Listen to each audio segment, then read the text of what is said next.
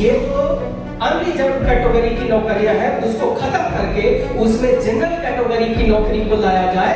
और उसको लाने के बाद इस प्रकार जब 3.5 करोड़ बच्चा हमारा ऐसा होगा तो SC ST OBC और अल्पसंख्यक एक दूसरे में शादी करेंगे, तो हमारे बीच की जो दूरियां होगी, जो SC ST OBC के जो लोग अलग अलग मंचों से बात करते हैं, अब सब कहेंगे हम 90 वाले हैं। अब तक मैं डायमंड परिवार से बिलोंग करता हूँ। अब SC ST OBC को हम लोग SC ST OBC नहीं करते हैं, हम डायमंड करते हैं। हमने कहा कि शूद्रों ये ब्राह्मणों द्वारा दिया हुआ नाम है, उनका नाम उनको मुबारक, हम तो डायमंड हो गए।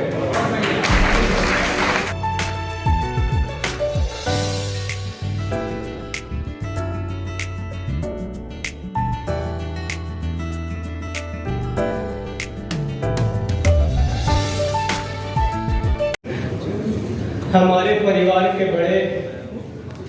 मेरे बड़े भाई श्री राजेंद्र पाल गौतम जी, इस मंच से और इस सदन में मौजूद हमारे विद्वान प्रोफेसर रतन लाल जी, मेरे बड़े, हम लोग मूछल जीजा जी कहते हैं, मेरे बड़े भाई विजेंद्र जी, और यहाँ पे आए हुए मेरी सारी बहनें, मेरी आंटियाँ और मेरी भाभी जी, आप सबको मैं प्रणाम करता हूँ। आज का जो विषय है वो इस देश में हो रहे सबसे बड़ा घोटाला के बारे में मैं आपको बताने जा रहा हूं। शायद आप लोगों ने कभी इसके बारे में सोचा भी नहीं कि दुनिया में जो सबसे बड़ा घोटाला हो रहा है, उस घोटाला के बारे में कहीं चर्चा तक नहीं हो रही है, और हम लोग उस पर खामोश हैं क्योंकि उसके बारे में हमें जानकारी तक नहीं। और वो घोटाला है जनरल कैटेगरी की नौकरियां जो सरकारी व्यवस्थाओं में लाई गई है। हम लोगों को समझना पड़ेगा कि ये जनरल जो अनरिजर्व कैटेगरी की नौकरियां हैं, वो नौकरी होती क्या है और उसका उद्देश्य क्या होना चाहिए था। जो जनरल कैटेगरी की नौकरियां हैं, आज के तारीख में 40.5% के आसपास ये नौकरियां हैं जो जनरल कैटेगरी के लोगों को दिया जाता है। और इससे एक्सपेक्टेशन क्या होनी चाहिए इस देश को कि वो लोग जो हमारे समाज के मेधावी छात्र हैं, वो छात्र जब सरकारी नौकरियों और सरकारी जिम्मेदारियों में जाए तो इस देश में जाति नामक जो जहर है, उस जहर को खत्म करना उनका उद्देश्य होना चाहिए था। लेकिन इसके विपरीत हुआ। ये जो 40% आज के तारीख में 2019 से पहले ये लगभग 50% था, तो जो 40.5% लोग जो जनरल कैटेगरी, जिसमें कि हम लोगों ने अपना योगदान दिया, अगर 2011 के आप जातिगत जनगणना को आधार मानेंगे तो उसमें हमारा जो SC समुदाय का जो जनसंख्या है वो है कितना, 8.5%, और हम लोग को रिजर्वेशन कितना मिलता है, 7.5%, 7.5 ही है ना। इसका मतलब हम लोगों ने 1% अपना पेट काट करके कहां पे डाला, जनरल कैटेगरी में डाला। और जब मैं 1% बोल रहा हूं तो ये 1% एक नंबर नहीं है। 1% का मतलब होता है एक साल में आप अपने SC समाज के 1 लाख के नौकरियों को वो जनरल पूल में आप डाल रहे हो, जनरल कैटेगरी के लोगों को दे रहे हो। ST समाज की अगर हम लोग बात करें तो उनको सॉरी मैं उल्टा बोल गया। जो SC समाज का है, हमारा 17.5% आबादी है और 15% रिजर्वेशन मिलता है, और ये 2011 की जाति जनगणना के अनुसार मैं बात कर रहा हूँ। तो इसका मतलब 2.5% हम लोगों ने हर साल दिया जनरल कैटेगरी में। इसका मतलब 2.5 लाख हमारे बच्चों की नौकरियां हमने किसको दे दिया, जनरल कैटेगरी के लोगों को दे दिया। ST समाज की अगर हम लोग बात करें तो 8.5% और उनको 7% मिलता है। इसका मतलब उन्होंने भी 1 लाख बच्चों की नौकरी अपनी काट करके जनरल कैटेगरी में डाला। अगर OBC समाज की बात हम करें और बिहार की जाति जनगणना को हम लोग आधार मानते हैं तो OBC की आबादी लगभग 63% है।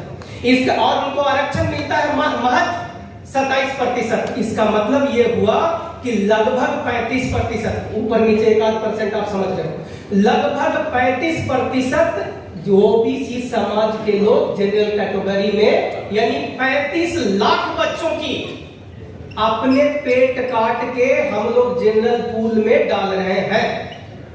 और यहाँ एक कैटेगरी और बनाया गया 2019, जिसको आप लोग कहते हो EWS कैटेगरी, और वो है किसके लिए? सवर्णों के लिए। और सवर्ण का कितना है जनसंख्या? 10%। उनको आरक्षण कितना मिल रहा है? 10%। यानी जितना उनका था वो सारा वो ले गए। और जनरल कैटेगरी में जिसमें सबसे ज्यादा हम लोगों ने अपना योगदान दिया, उसका भी 90% सीटें सिर्फ सवर्ण लोग लेकर के जा रहे हैं, और हम लोग अपने बच्चों को बेरोजगार बनाते जा रहे हैं, और इस पे हम चर्चा तक नहीं कर रहे। ये बात समझ में आई आप लोगों को? ये कितना महत्वपूर्ण है। आज अगर SC ST OBC, जब मैं अपने विधानसभा में घूमता हूँ, गलियों में झुग्गियों में जाता हूँ, अपने SC ST कैटेगरी के घरों में जब घूमता हूँ और वहां जाकर के देखता हूँ, तो 100 हमारे SC ST OBC माइनॉरिटी के बच्चों में 98 बच्चे मेरे पढ़े लिखे बेरोजगार हैं। मैं बात गलत बोल रहा हूँ या सही बोल रहा हूँ? और उसका कारण है ये जनरल कैटेगरी।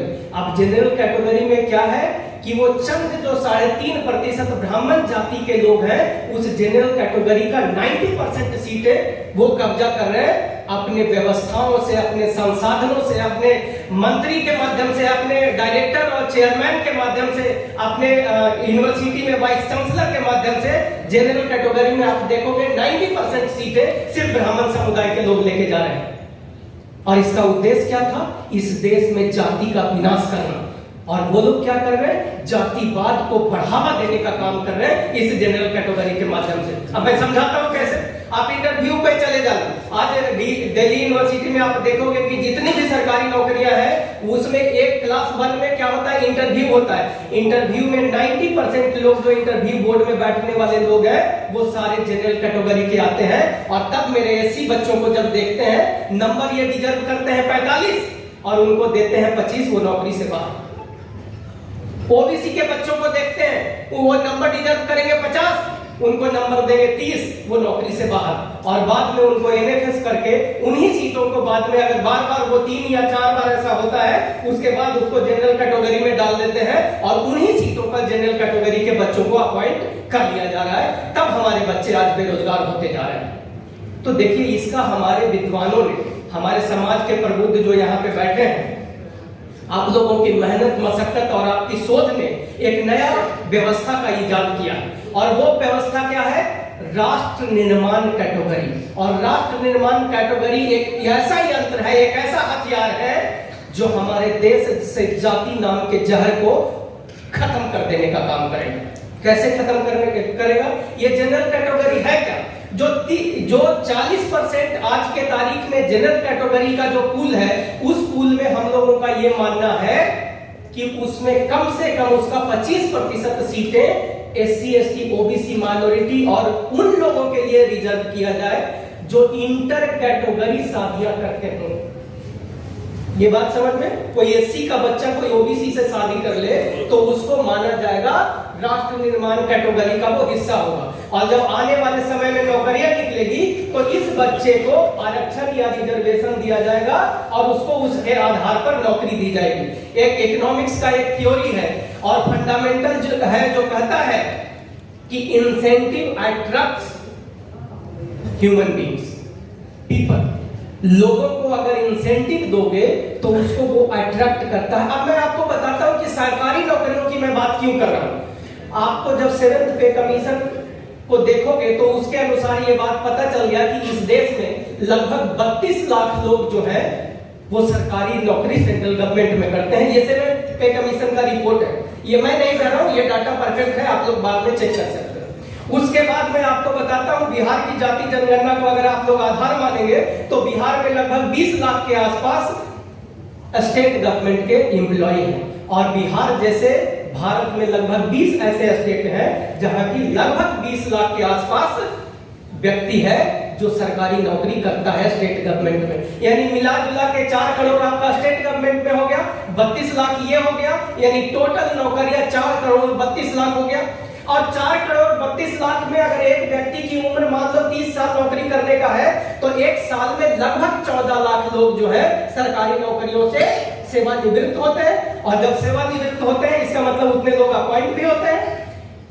तब हम कह रहे हैं कि वो 14 लाख में अगर 25% लोगों को हम लोग राष्ट्र निर्माण कैटेगरी से अगर हम लोग अपॉइंट करना शुरू कर देते हैं, इसका मतलब लगभग 25%, 14 का कितना हो गया, 3.5 लाख। और आज के तारीख में बेरोजगारी का ये आलम है। मैं कल सुन रहा था एक माननीय जातिवादी सांसद से, वो लोकसभा में बता रहे थे कि बेरोजगारी का आलम ये है कि अभी डी ग्रेड की नौकरियां निकली थी लगभग 60,000 रेलवे में, और उस 60,000 नौकरियों को फिल करने के लिए 2.5 करोड़ बच्चों ने हमारे अप्लाई किए। उसको मैंने कोशिश किया कि एक सीट पे कितना आता है, तो लगभग 300 से 400 के बीच बच्चे एक सीट पे अप्लाई करते हैं। इसका मतलब अगर 25% जिसको कि हम लोग कह रहे हैं कि जो राष्ट्र निर्माण कैटेगरी से आएगा, तो आप समझना कि एक कितना बड़ा फौज होगा जो जाति जहर के वो खत्म करने का काम करेगा। तो अगर 14 लाख का 25% का मतलब 3.5 लाख, 3.5 लाख सीटों की वैकेंसी अगर एक साल में निकलेगी, और एक सीट पे अगर 100 बच्चा भी हमारा उस एग्जाम में बैठने के लिए तैयारी करेगा या उस नेशन बिल्डर कैटेगरी में आने का प्रयास करेगा, इसका मतलब ये हुआ कि एक साल में 3.5 करोड़ ऐसे लोगों की फौज तैयार होगी जो जात पात में विश्वास नहीं करेगा, जो SC ST OBC में विश्वास नहीं करेगा।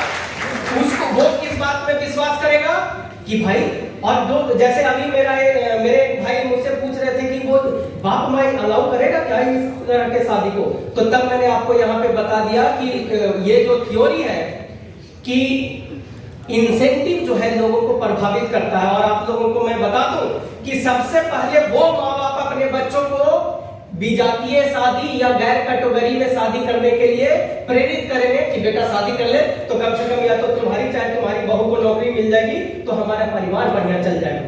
इस बात से आप लोग एग्री करते हो या नहीं करते हो? तो इसका लाभ मिलने वाला है हमारे परिवार को और हमारे समाज को। तो अगर इस प्रकार से हम इस समाज में इस बात की चर्चा और विस्तार में करने की जरूरत थी, लेकिन समय को ध्यान में रखते हुए मैं मुख्य बिंदु आपको ये बताना चाहता हूं कि ये जो अनरिजर्व कैटेगरी की नौकरियां हैं उसको खत्म करके उसमें जनरल कैटेगरी की नौकरी को लाया जाए, और उसको लाने के बाद इस प्रकार जब 3.5 करोड़ बच्चा हमारा ऐसा होगा जो SC ST OBC और अल्पसंख्यक एक दूसरे में शादी करेंगे, तो हमारे बीच की जो दूरियां होगी, जो SC ST OBC के जो लोग अलग अलग मंचों से बात करते हैं, अब सब कहेंगे हम 90 वाले हैं।